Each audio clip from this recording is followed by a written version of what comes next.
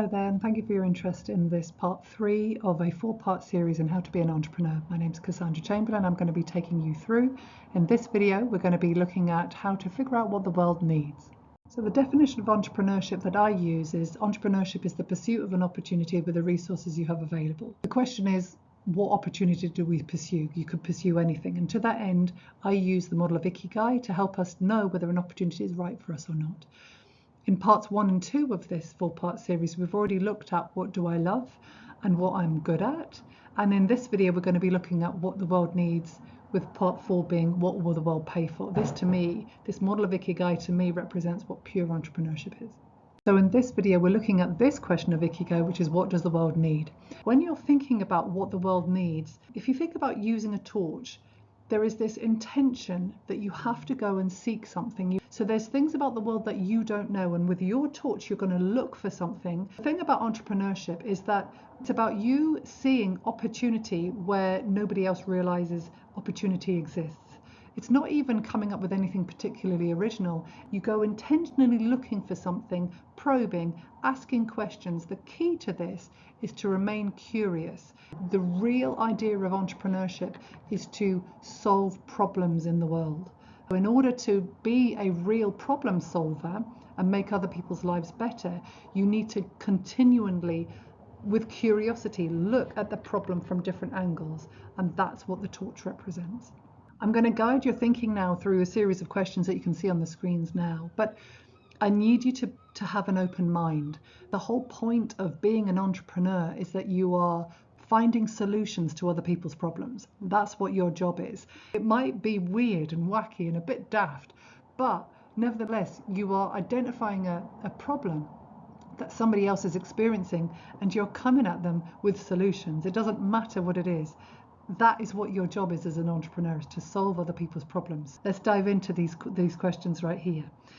The first question is, what might someone pay me for? Now, if you've had a look at part 2 of this, where we looked at what skills you have, you may have a skill that you didn't realize had value to somebody else, and that skill might be knowing how to mow a lawn. I know plenty of young people who mow lawns for money.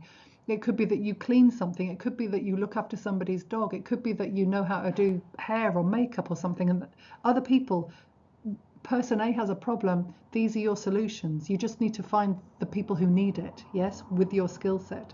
So what skills have you got that somebody else might pay you for? This question here, what bugs me and what would fix it? This is the real question to get you to be an expert in other people's problems. What problems do you notice in your local area, or in your life, or in your trip from place A to place B? What would be better? What would make your life easier? Basically, what would the solution to problems in your life be? Because if you're experiencing that problem, I'm pretty sure other people would too. Another kind of extension of that question is, what do people complain about? Start listening to what other people are moaning about. Maybe they're moaning that they have to wait too long to get their sandwich at lunchtime. How could you provide a service that would improve that for them? Really start listening, and get a little book or get your little notes app on your phone and start jotting these things down. You may start seeing a pattern. What is missing from your local community?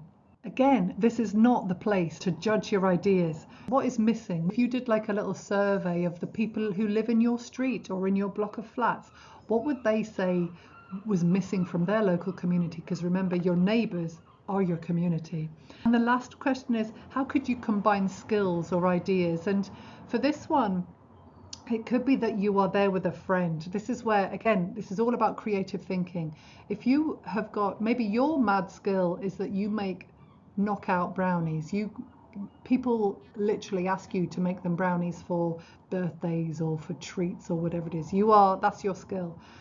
And maybe you know somebody who's got like a bike, they love cycling, or it could be that they've got a scooter and they love like traveling around the place.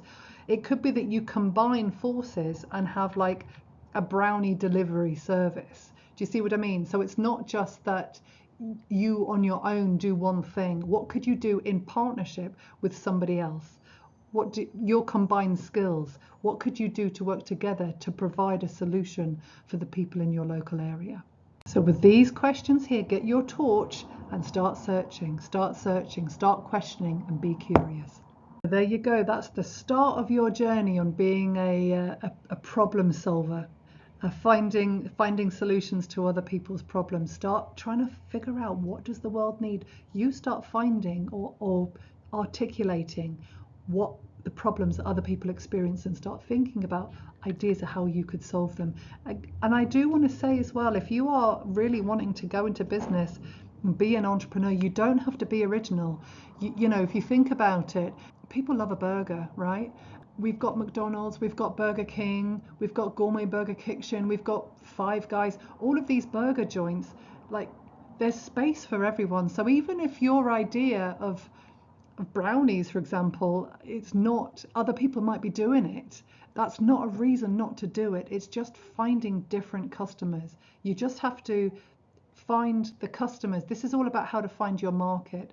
And I'm very happy to make content on that as well. How do you find your customers? Because that, again, is a real key skill, a real business skill. But for the time being, for now, just thinking about what your idea could be. Don't discount ideas just because somebody else is already doing them, because obviously the world has proven that it needs more burgers. Don't discount anything just because it's not like super original, but equally don't discount things because you think that your skills don't have value, because they really do. I hope you've enjoyed this part 3. As I've said before, this is all based on Ikigai, which is the 4 questions. What do I love? That was part 1. What can I do? What skills do I have? That was part 2. We've just done part 3, which is what does the world need? And we'll be having a look at part 4. That's our next video, what the world will pay for. As you go around these questions, ask yourself these questions. As I say, you'll revisit each question again with a little bit more wisdom and a little bit more insight. You'll have more ideas of what you love and what you can do to serve and what the world needs and what the world will pay for. So this really is going around that wheel again and again and again. But for now, if you've got any ideas of what you'd like me to produce content on, or give you some advice on, please let me know in the comments. Otherwise, I'll see you in part 4 for the final part of this series.